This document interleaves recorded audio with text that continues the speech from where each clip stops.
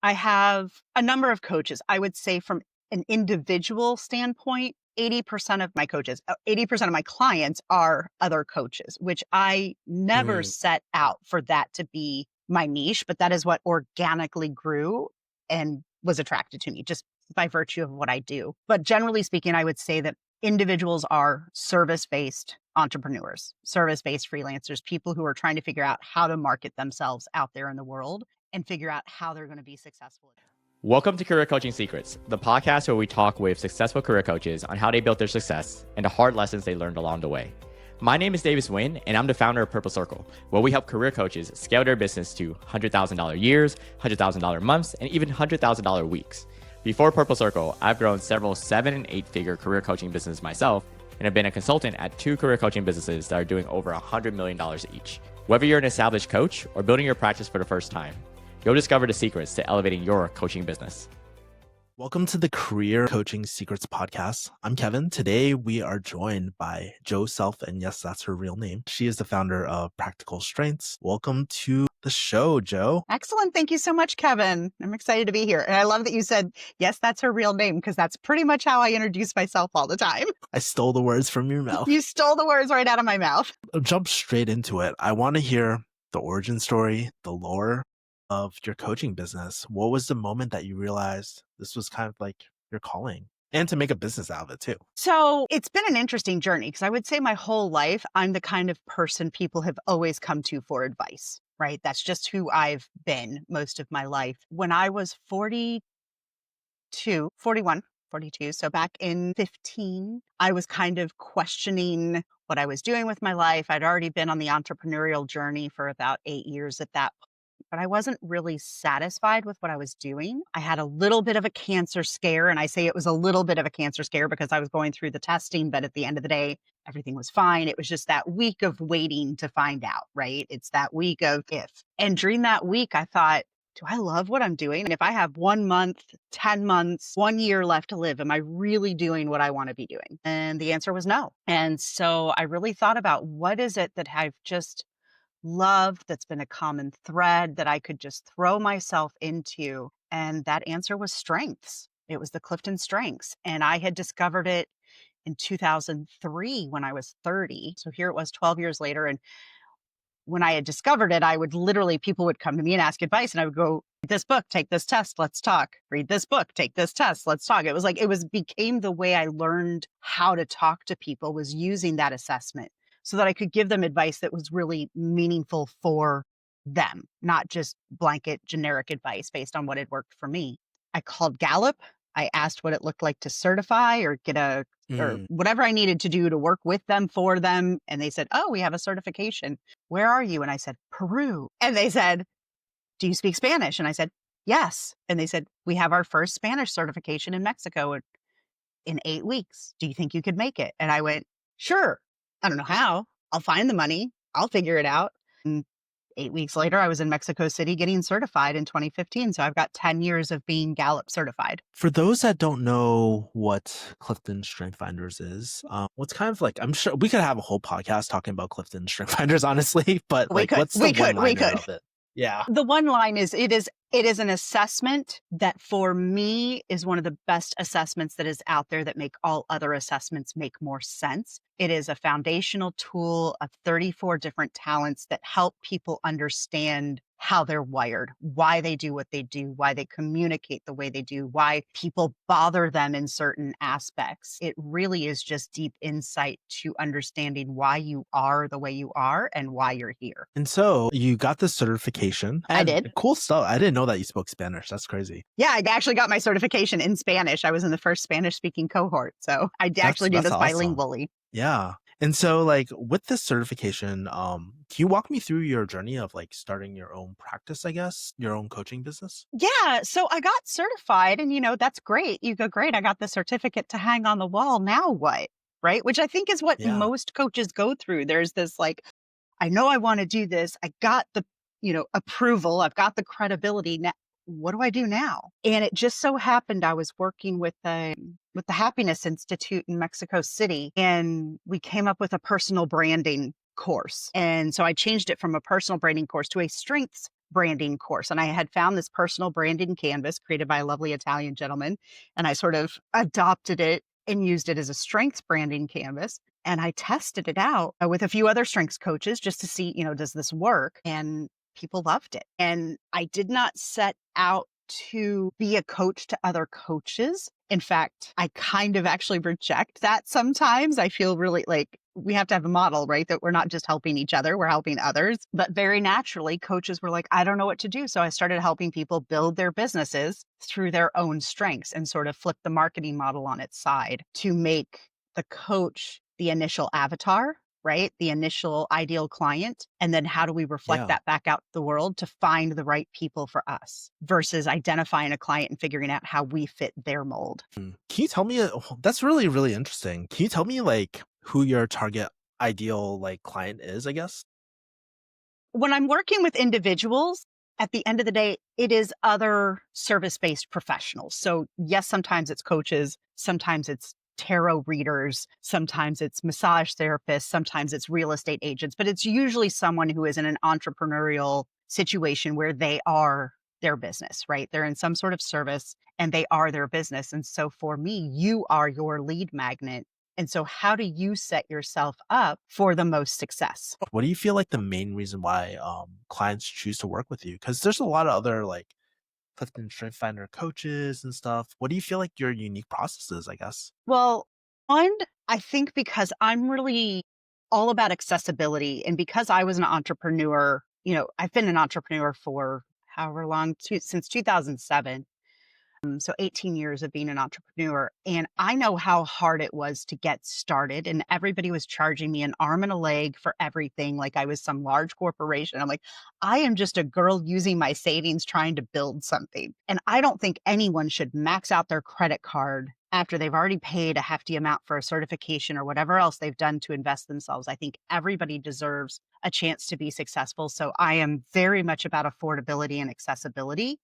And I love starting with people who are into haven't been in business for more than 3 years. So most people who find me have been trying to figure it out on their own and I'm the last ditch effort before they maybe go back into the corporate world or try to find a quote unquote real job. Sometimes I get people right as they're first starting because they find me at just the right moment.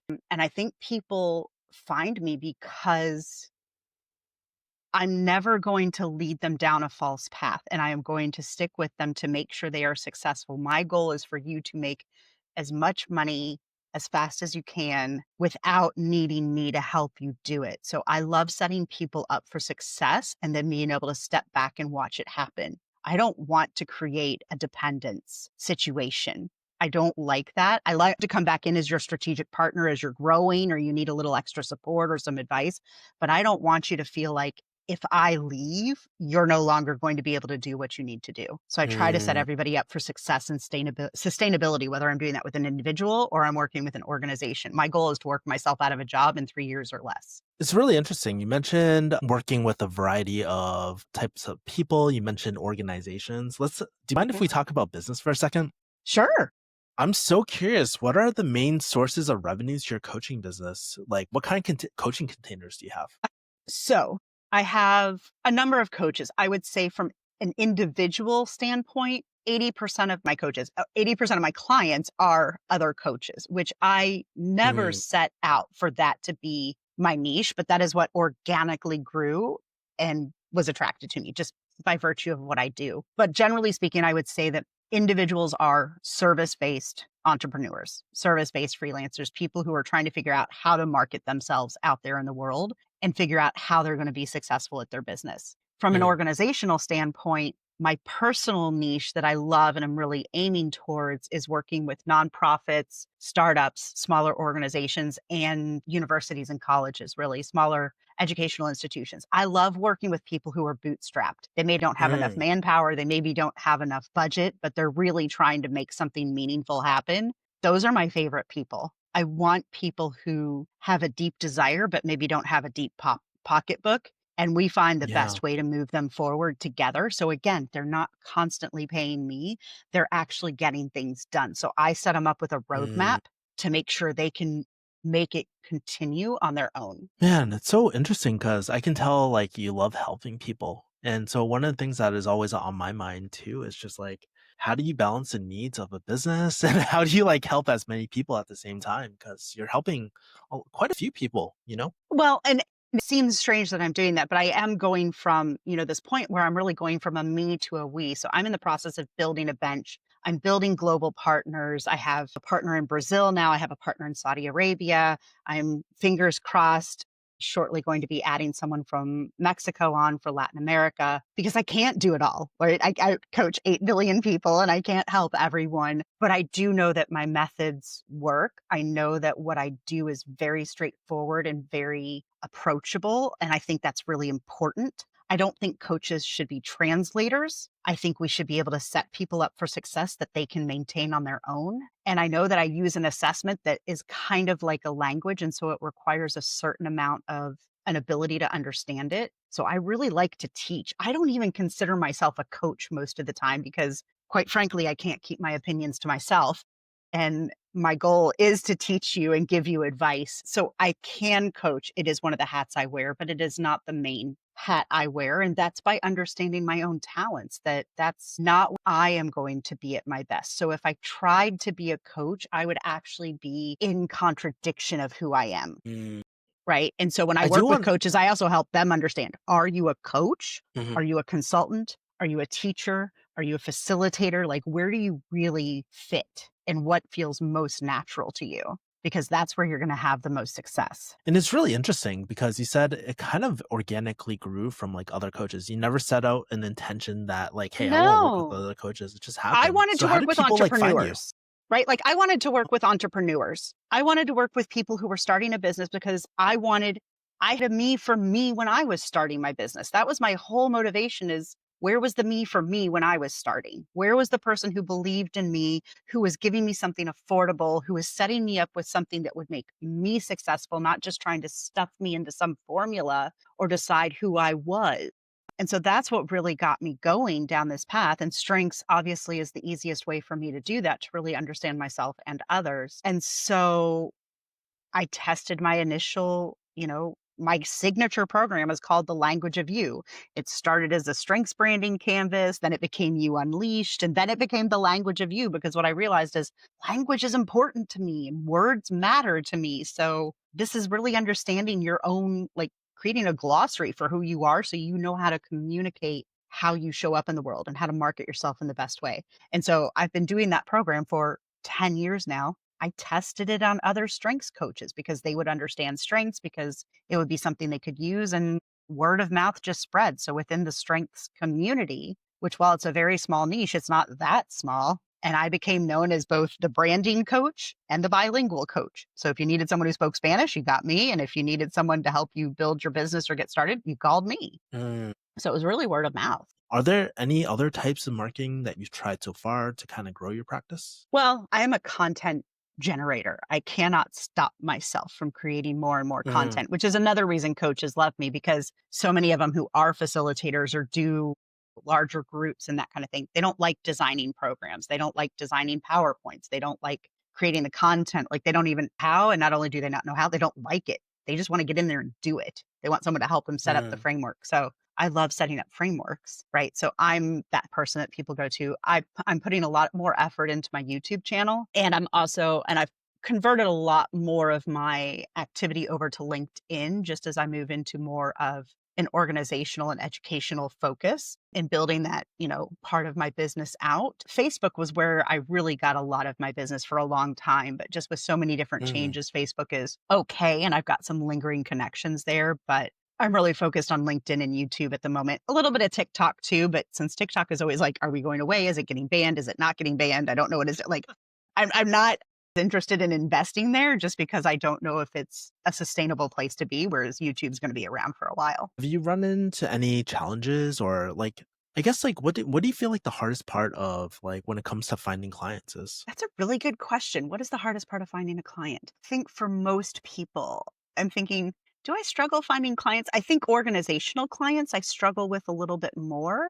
But I'll tell you what, I've been using AI. I've been using Chat GPT. I call him GP, but I've been using GP a lot to do research for me and find my ideal clients and crafting those outreach emails. And that's really making a significant difference in how I reach organizations. When it comes to people, people find me because I put myself out there. When I work with other coaches, they're like, ugh, but I don't want to get on social media, or ugh, I don't want to create content, or ugh, I don't want to. And I'm like, okay, so don't. Like, there's plenty of ways for you to find clients without doing that. Do you like reading? Great. Start a book club and sort of slowly from there. And like, here's your stair step. Here's where you go from there. Do you work at a church and you really want to get your organization? You're okay. Start there. Hey, you're looking for help. You created a program. Okay. On LinkedIn, go to 5 people you've worked with in the past who you know or that you know are in the space you want to be in and say, hey, I've created this proposal. I think this is a program would work. Can I get 15 minutes of your time to just walk you through this and get your feedback? And right when you ask people for help, people generally want to give it. And Yeah. then they go, wow, this is really amazing. I think I'd like to do this with you. Right. And so there's like a backdoor entry. And if they don't, then at the end of the call, you say, like, hey, I know you kind of represent my ideal client. I don't know if you're looking for this, but do you know someone you could connect me to that I could run this by or that might be interested in doing this kind of program or this kind of coaching? Mm, Right. mm, So I'm very about relationships and just general connection when it comes to finding clients. mm, I'm also building a big forum. I have my second forum this year, which is a global forum. Last year, we had mm. 100 people from 13 different countries. I have Wow. facilitators and speakers from around the world come and talk, and it's called the Future of Strengths, but strengths is the red thread. I've had facilitators who haven't even taken their strengths, who do something that I think is meaningful in that space. I'll do a strength session with them. And now a couple of those facilitators are now using strengths in what they are doing, even though they weren't using it before. They saw the value in it and now they've incorporated it. So for me, it's about how do we create this fabric of showing people the importance and the impact that just one change, like including strengths, can make. And that's what gets me to do everything. Yeah, and one of the things that I think when we first started off the podcast, we were talking about your business and stuff, and Mhm. you mentioned you're like, definitely I'm trying to scale. And so in the back of my mind, I'm just wondering, like, where do you want this coaching business to take you in the next few years? Like, do you have any secret dreams, big ambitions that no one knows about? Like, I'm very curious about that. I may have something no one knows about. It's funny because I have ideation. And so I tend to launch things at people and they're like, oh my gosh, how do you just do that? I'm like, oh, I've been thinking about this for like 3 years. You're just now learning about it. But like, this has been in my head for a while. It's just now is the time to make it happen. So my big vision, so Practical Strengths is the title of my book series that's about strengths. I have 3 books. I'm about to publish a 4th. And that's all about how we use our strengths in everyday spaces of our lives. Practical Strengths then became a community. So I have a membership. It's $17 a month to join. Like I said, accessibility is really important to me. So you get a membership, $17 a month, and you can join and you can learn about yourself individually with strengths. Or if you're a coach, you get tools and connections and people in your space who are sharing your vision, your mission. From there, that Practical Strengths community became the Future of Strengths forum. That forum's, oh my gosh, there is space for what I want to do. And that became building a bench and building this co-op. So I have kind of a co-op format consulting business. So Practical Strengths Co-op brings coaches in who want to use the Practical Strengths foundational tools to add into their business and add value. And then I add my bench. And so then I have different experts in different spaces with different tools who also have a similar foundation with strengths. And so when we get Mm, more organizations, I can say, oh, great, I can bring Sherry in because she's an expert at HR, or I can bring Eduardo in because he's an expert in Hispanic leadership, right? Like I can bring people in, but we all have a similar foundation. And so mm, that organization is an LLC currently, but we are about to become a nonprofit oh, organization and run as a double bottom line because